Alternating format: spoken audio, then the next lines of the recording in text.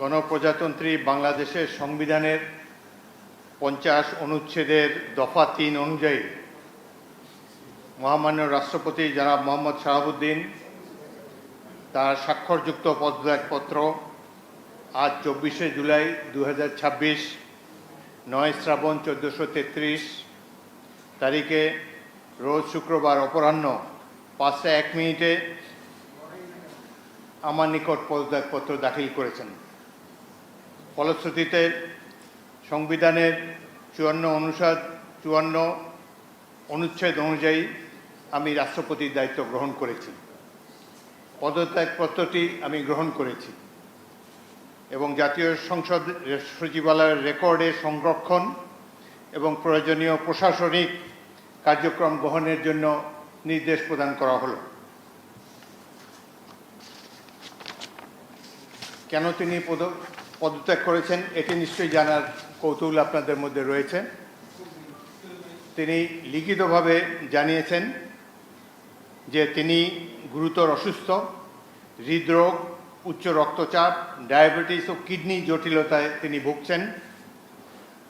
তার হৃদযন্ত্রে bypass surgery হয়েছে। ইদানিং স্বাস্থ্য পরীক্ষার অটোনমিক নিউরোপ্যাথি নামে রোগ শনাক্ত হয়েছে। এই রোগের কারণে তিনি মাঝে মাঝে অচেতন হয়ে পড়েন। এসব রোগের প্রাদুর্ভাবে এবং শারীরিক ও মানসিক অসমর্থতার কারণে স্বাস্থ্যগত কারণে পদত্যাগ করেছেন এবং বাংলাদেশ জাতীয় সংসদের স্পিকার হিসাবে এই পদত্যাগপত্র আমি গ্রহণ করেছি। সংবিধানে ইতিমধ্যে আপনারা জানেন যেদিন আমি স্পিকার হিসাবে শপথ নিয়েছি সেই দিনই ভারপ্রাপ্ত রাষ্ট্রপতি হিসাবেও শপথ নিয়েছি যদি প্রয়োজন হয়।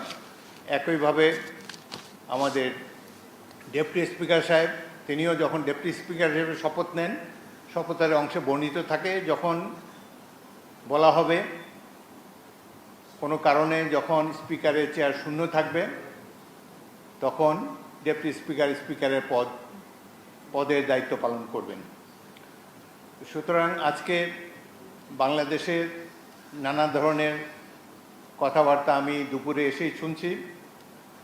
দেখা গেল যে এটি প্রকৃত, তিনি শারীরিক অসমর্থের কারণে পদত্যাগ করেছেন। আমি তার মঙ্গল এবং সুস্বাস্থ্য কামনা করি এবং আমার মনে হয় তিনি মাফিয়া সরকারের আমলে নির্বাচিত হলেও বর্তমানে জনগণের ভোটে যে সরকার নির্বাচিত হয়েছে তার প্রতি তিনি সমর্থন এবং শ্রদ্ধা প্রকাশ করেছেন সবসময়। আমি তার মঙ্গল কামনা করি। আপনাদের সবাইকে ধন্যবাদ।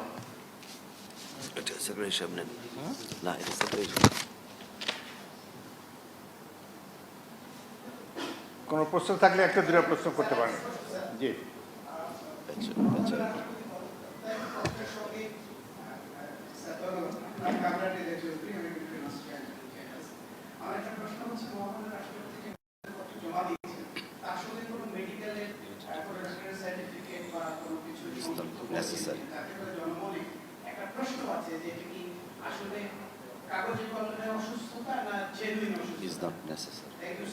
আচ্ছা শোনেন, বাংলাদেশের রাষ্ট্রপতির পদত্যাগ একটি গুরুতর ঘটনা। এর সাথে দেশের ভালো মন্দও জড়িত। রাষ্ট্রপতি একজন মানুষ, তিনি অসুস্থ হতেই পারেন এবং তিনি রোগেরও নাম প্রকাশ করেছেন, লিখিতভাবে জানিয়েছেন তিনি কি রোগে ভুগছেন এবং মাঝে মাঝে তিনি অচেতন হয়ে পড়েন।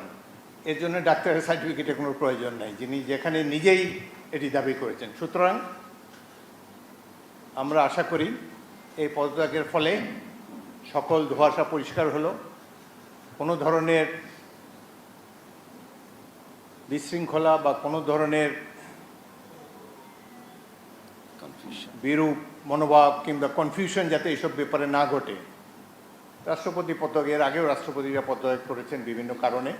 রাষ্ট্রপতি দেশের একজন সম্মানিত মাননীয় রাষ্ট্রপতি, তিনি পদত্যাগ করতেই পারেন এবং এই চেয়ারটা কখনো শূন্য থাকে না। এবং আমি জাতীয় সংসদের স্পিকার হিসাবে এই পদত্যাগপত্র গ্রহণ করেছি। এটি হলো বাস্তবতা। আশা করি সকল ধরনের কনফিউশন এখন থেকে দূর হয়ে যাবে। আপনাদের সবাইকে অসংখ্য ধন্যবাদ। এই ধরনের প্রশ্ন করবেন না ভাই, কোনো কনফিউশন ক্রিয়েট করবেন না। Constructive. দেখেন এক minute please listen to me. একটু আপনার একটু প্লিজ। আপনারা আমাকে স্পিকার হিসাবেও দেখেছেন, এর আগেও 40 বছর ধরে রাজনীতি করছি, আমি সরাসরি কথা বলতে অভ্যস্ত, সুতরাং কনস্ট্রাকটিভ কথা বললো। কনস্ট্রাকটিভ কথা বলা ভালো। আমি তো প্রশংসাই করলাম তার, তিনি রিজাইন করেছেন স্বাস্থ্যগত কারণে, কি কি রোগের কথা তিনি বলেছেন, কিভাবে তিনি আমাদের কাছে দিয়ে সেটাই জেনেছি। এরপরে এটার মধ্যে তো আর অন্য কোনো কিছু নেই। যে বলেন, একজন মহিলা বলেন।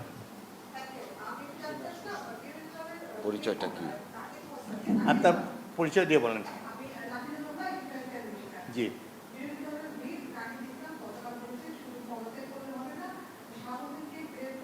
No comment. এ ব্যাপারে আমার কোনো মন্তব্য নাই। একটি গুরুতর সলেম অকেশন, দেশের রাষ্ট্রপতি পদত্যাগ করেছেন, let us do justice to him. Thank you very much. Thank you.